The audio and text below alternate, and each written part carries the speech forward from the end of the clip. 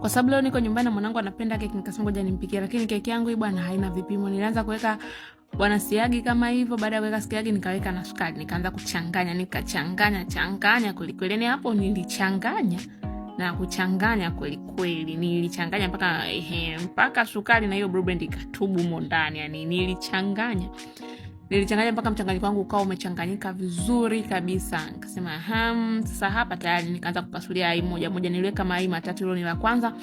Pasulia mo pia nikachanganya vizuri, changanya.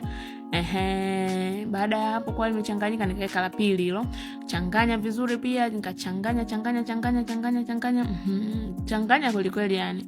Sababu hapo tutumia mashine, natumia mkono. La tatu hilo nikawa nimechanganya pia. Nikaleka na lenyewe. Piga vizuri mchanganyiko huo vizuri kabisa. Mkono unaona kama hivyo umechanganyika vizuri kabisa.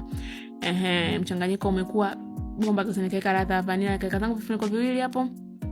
Nikaendelea kuchanganya kidogo. Baada hapo nikaweka unga wenyewe hata sijapima hapo. Usiniulize ni kiasi gani, nimechanganya tu hapo. Nikauchekecha vizuri. Nikaweka na baking powder hapo kijiko kimoja. Nikachekecha vizuri, nikachanganya kama unavyoona hivyo yani. Hapa tumeenda ngombe, keki hii haina vipimo. Wewe angalia kama unavyoangalia hapo. Na nimepika hii sio mara ya kwanza kupika, lakini ndio nimeamua tu kupika, nikaeka bila vipimo. Baada ya hapo nikaoka zangu hapo kama unavyoona.